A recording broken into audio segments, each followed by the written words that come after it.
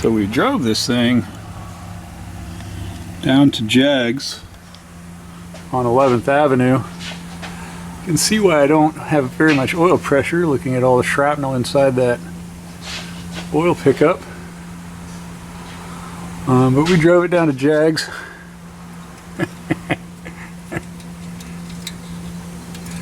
That's awesome. We drove it down to Jags and then we took it up to Quaker Steak and Lube, and then we came home through a rainstorm with no wipers because I don't have wipers in this yet.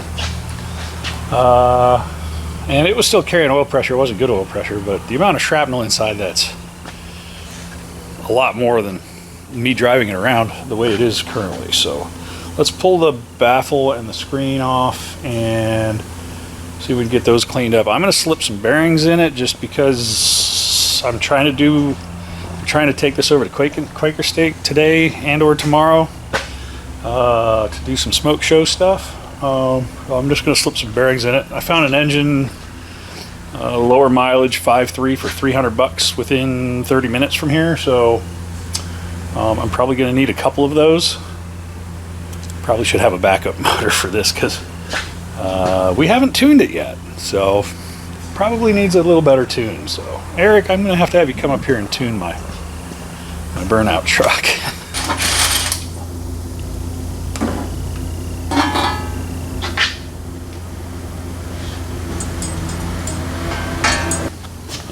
It's not bad.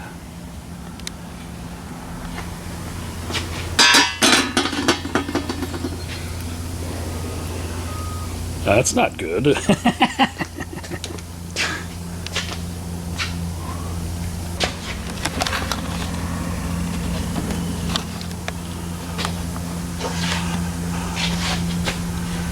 Well, I don't have any blue rods.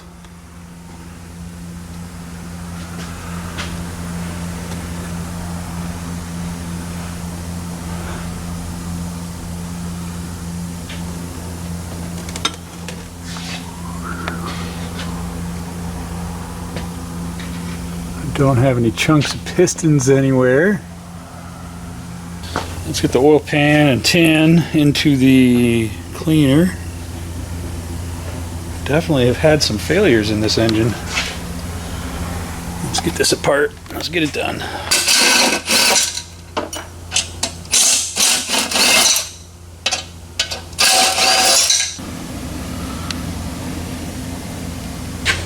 This is definitely one of my culprits. That one was right next to it. It had definitely spun the bearing. That one was getting ready. Well, is it savable?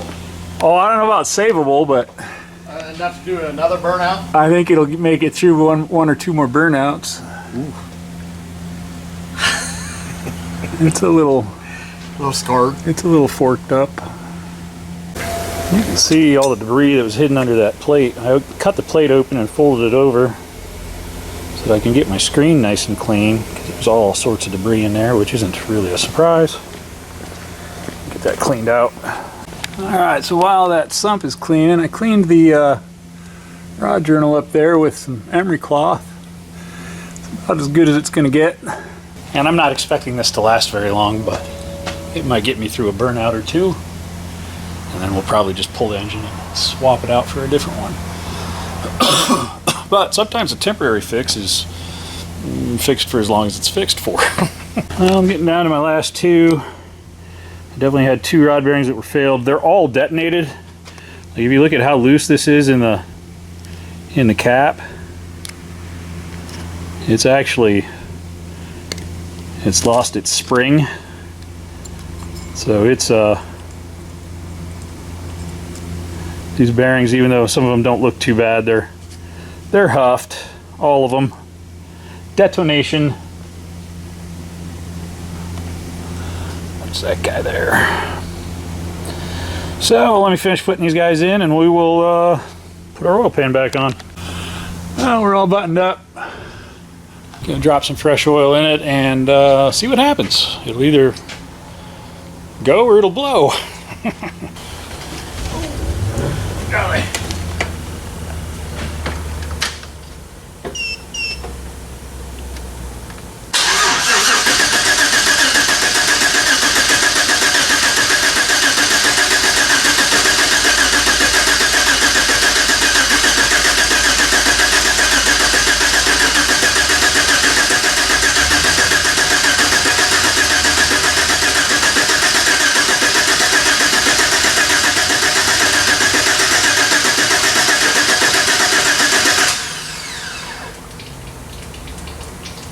coming out the bottom somewhere.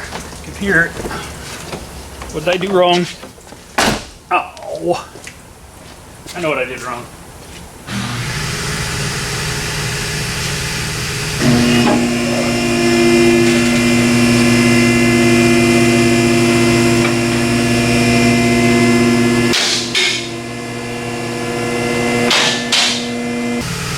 I got distracted. Got to tighten up my cooler hose.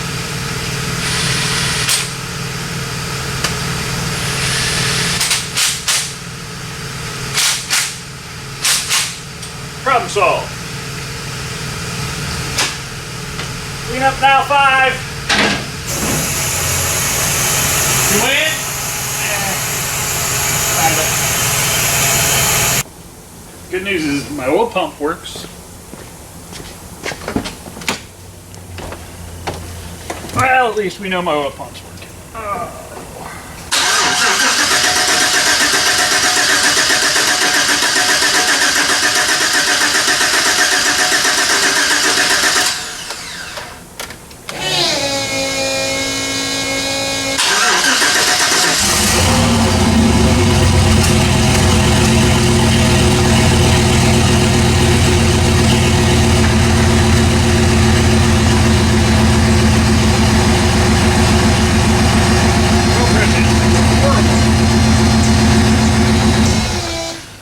Fix that squeaky belt.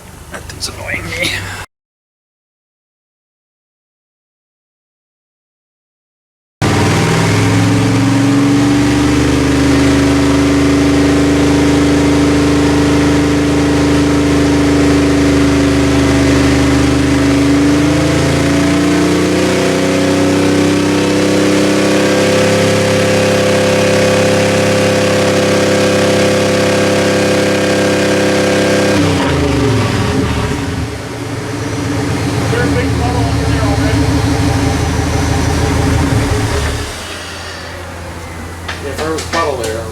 Yeah, I messed up and forgot to tighten something up and made a mess. But no, it's carrying 45 psi oil pressure at 4,000 RPM. It should be more than that, but it's better what I had. Should be enough to do a burnout or two.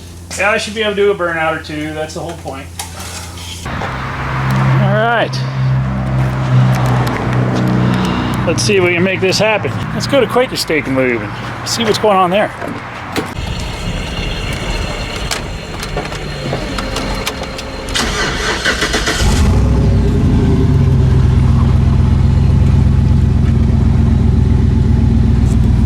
I could not find a camera mount, so this is going to be some shaky footage. But let's see if we can make it happen. Can't hang on to a camera and shift gears, so I'm going to have to be a little bit safe.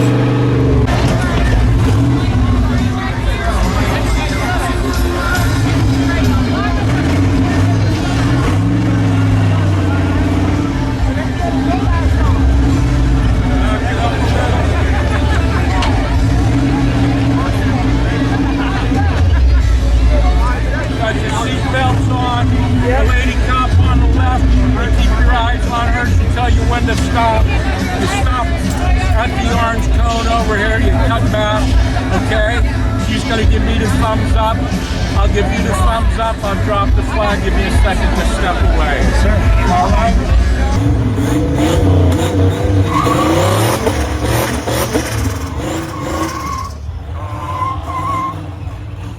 You had it, you lost it. Still learning how to do it.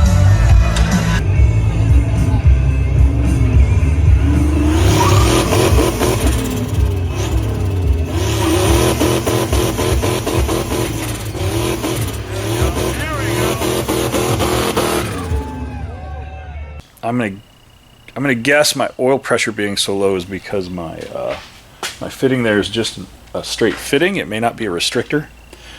So I'm interested to see if there's a restrictor there, because I was doing a little research on it, and a lot of people will run a restrictor there, so it's not just a full dump of oil, because it's a huge oil pressure loss there, and you don't need that much oil going through the turbo, which might be why my turbo is oiling down when it's bouncing off the rev limiter, because it's, you know, maybe pushing it out through the seals there due to too much flow. But I will say that was an absolute blast doing the burnout competition. It's a whole bunch of different adrenaline pushes at different times. And when you're in the cab, like, you know, you always say, oh, doing a burnout, that's easy. It is, but there's also things that you're doing while you're doing it. Like, there's a lot going on, and it's interesting learning all the things that I need to do and all the things I need to pay attention to while I'm doing it.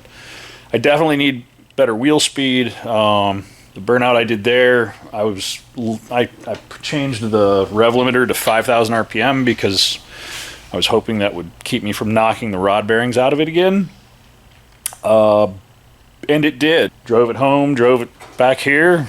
Everything's hunky-dory. So realistically, these tires were basically brand new tread. And I burned probably about 60 or 70% through them. So I don't know how long the burnout was. It was probably a minute.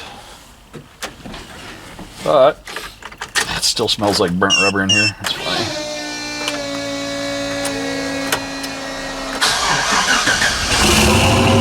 Pops right off. Cold oil pressure's at 28, 30. No rod knocking noises, but that's good. Hey, the gauge is actually reading, kind of, maybe. Nope, it's not. What do you do to fix the AFR gauge? I don't know, I gotta look into that. I'd like to know what my AFRs are. That would be a nice add. Transmission sounds horrible.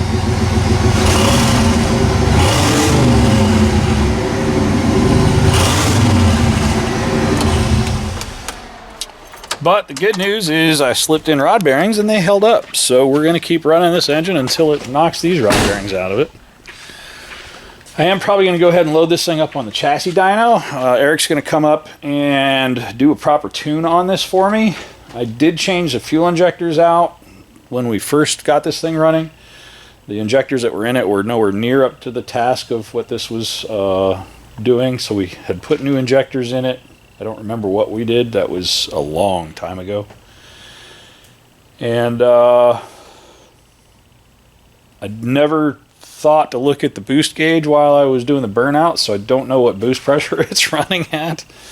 I was more focused on oil pressure and engine coolant temperature. I definitely need bigger fans. I've got these two little guys on here currently. So I don't know, one big one or one big one pulling and one big one pushing. Could probably make that happen.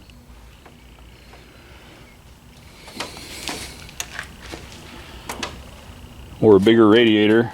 My radiator is plenty big. Cruising down the freeway with the fans off, I've got plenty of airflow just and cooling capacity. Like even with the fans off, running down the freeway, I'm 160 degrees. So my radiator is plenty big. I just need more airflow. I think one that fits the radiator, one pulling, one pushing. I think that might be the answer for that. So yeah, pretty good weekend for burnouts. I had 2 burnouts over at Quaker Steak and Lube. I think I spoke about that already, and I'm learning. Well, looks like it's going to be a little rainy again today, but I have some mowing to do here at the shop and at the house, and then I got to move some cars around from the storage unit. I have a 53 Buick to do some work on. I'm trying to get it over here so I can get some parts off of it so that I can rebuild them. And then I have the orange Corvette I need to get over here and get the engine pulled out of it because we wiped the cam. The cam wiped on that after we got it running. So I'm going to tear it apart, clean it up, freshen it up, put it all back together, put it back in the car. And then that car is going to be back up for sale after I verify that we have a good running engine in it. That's probably the end of this episode of the Redneck Truck and Burnouts. If there are any burnout competitions going on around you, or events where burnouts are allowed, let me know, because doing burnouts in the streets or even on public access property is illegal in the state of Ohio now. So if you get caught by a police officer doing a burnout, it is the same offense as street racing. They will impound your car, suspend your license for 30 days, up to 3 years in jail, and it's like 12 points on your license. So be careful out there if you're doing burnouts, because you don't want to get caught doing that anymore. I think it was House Bill 56. I don't know. Look up "Are burnouts illegal in Ohio?" and it will give you all the information you need to know to be have the proper knowledge of what you should and should not be doing on the streets with your vehicles. So events only for burnouts. So let me know where the events are that are allowing burnouts, and I'll bring this truck out there and I'll smoke the tires until the tires pop or the truck overheats or it spits the rod bearings out.